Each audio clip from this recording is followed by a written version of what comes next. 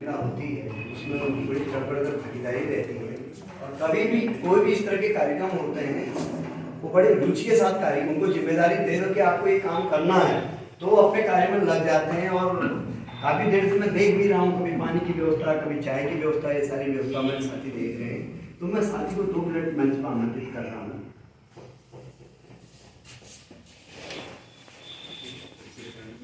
सर्वप्रथम यहाँ पर उपस्थित सभी लोगों को मेरा शारदा प्रणाम और नमस्कार।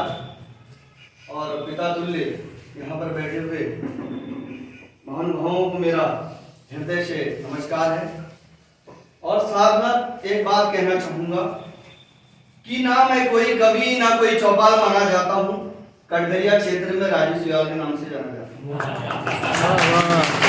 मेरे पास भी माँ की प्यार भरी अमृत की प्याली है। पोस्ट ऑफिस कटघरिया, जिला नैनीताल और ग्राम बजने अवधो पनियाली। छोटा पंक्तियां मैं भी कुछ जोड़ लेता हूँ। अभी सभी लोगों का मूड फ्रेश करने के लिए एक बात बताना चाहूंगा कि मेरी आमा से अपनी भेंट हुई। मैंने मामा से पूछा, आमा आखिर माँ किसे कहते हैं, आप बताओ। आमा बोली, बेटा पृथ्वी से ऊपर सारे जहां को आसमां कहते हैं और जो माँ को जन्म देती है उसे आमा कहते हैं। मतलब मैंने आमा किसे कहते हैं ना, गलती होगी थोड़ा सा पीछे। आमा का पूछा मैंने, आमा किसे कहते हैं। पृथ्वी से ऊपर सारे जहां को आसमां कहते हैं, जो माँ को जन्म देती है उसे आमा कहते हैं। महाभारत में जो धोखे से मारा गया उसे अश्वत्थामा कहते हैं, और जिससे हम अपना तन ढकने से पैजामा कहते हैं।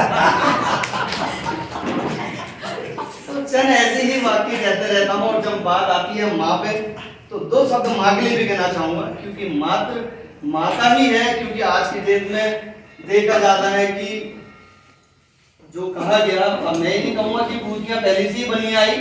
अब लड़कियों को मतलब एक घर में जब कोई कन्या पैदा होती है, वो होती है तो उनको लगता है कि यार लड़की पैदा हो, ना जाने कितना बड़ा अभिशाप हो। जबकि जन्म देने वाली माँ है, एक बहन के रूप में माँ है, एक माँ के रूप, मतलब हर रूप, कई रूप हैं उस स्त्री के। आधा जीवन वो अपना परिवार को देती है। मैं जहां तक समझता हूँ, आप देखिएगा, कम से कम जब तक उसकी शादी करने की उम्र होती है 20 से 25 साल, अपने घर परिवार में वो उसको तो 2 जीवन जीने हैं। एक अपना वहां, फिर उसके बाद में ससुराल चलेगी, फिर वहां। तो माँ के लिए शब्द कहना चाहूंगा कि कब्र के आगोश में जब थककर सो जाती है माँ, कब्र के आगोश में जब थककर सो जाती है माँ, तब कहीं जाकर सुकून पाती है माँ। रूह के रिश्ते पे गहराई आप देखिए, चोट लगती है औलाद को और चिल्लाती है माँ।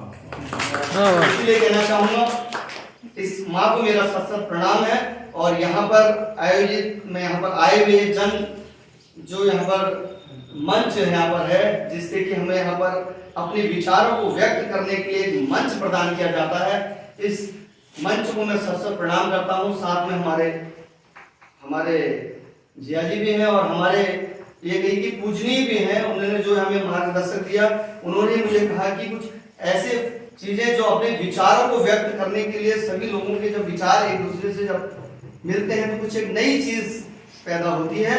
तो वो करने के लिए हम सब एक जगह एकत्रित होते हैं। और यहाँ पर आप कई जगहों से यहाँ पर एक जगह एकत्रित हुए हैं। और आज के समय पर आप देखिए, पहले से चौपाल होती थी, सब बुजुर्ग बैठते थे और जो बुजुर्ग कहते थे उसे पत्थर की लकीर मान लिया जाता था। आज तो छोटे छोटी बातों पे, विवादों में केवल पुलिस आती है और बस अपना पैसा लेती है और चल देती है। देखा होगा आपने, 2 पक्षों का उनने किया, समझौता किया, 5000 वहां से लिए, 2-4 हजार वहां से लिए, उनका हो गया।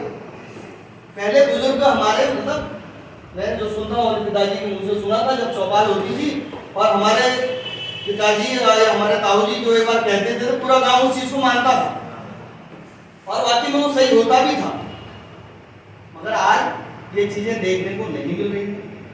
और सभी लोगों को समाज में एक साथ जुड़कर और एक साथ बैठकर जब एक विचार पैदा होते हैं तो नए विचारों की जब उत्पत्ति होती है, तो ऐसे विचार को जो पैदा करने वाला एक मंच है, इसको मेरा सख्त नमन है। और यहाँ पर आए हमारे बुजुर्ग, मेरे पिता तुल्य और माँ तुल्य, जो सभी लोग यहाँ पर आए हैं, उनको मेरा सख्त प्रणाम और जय हिंद, जय भारत। धन्यवाद राजीव जी। अब लगभग कार्यक्रम हमारा समापन की ओर है। मैं 2 मिनट के लिए साथी अपने 2 मिनट बस 2 मिनट आप भी आए, फिर हमारे त्रिपाठी जी जो है समापन कार्यक्रम का करेंगे। काफी कुछ बातें हुई हैं,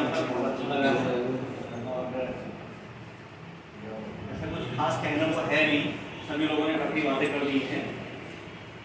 मैं सिर्फ एक प्रेमचंद जी का एक निबंध है, एक छोटा सा सांप्रदायिकता पर, मैं उसको पढ़ना चाहूँगा यहाँ पर। थोड़ा सा मोबाइल पर ऐसे दूर से पढ़ने का पहला अनुभव है, जो गलती होगी तो आप माफ करेंगे, उम्मीद करता हूँ।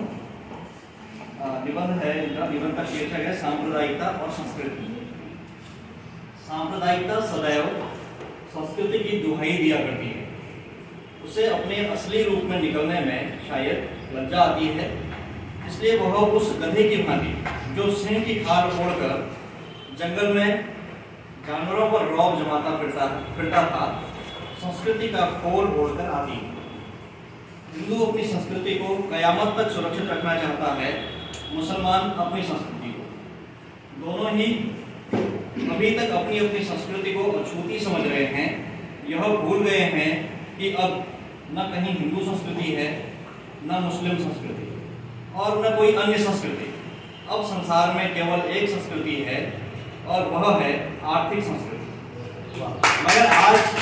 मगर आज भी हिंदू और मुस्लिम संस्कृति का रोना रोए चले जाते हैं।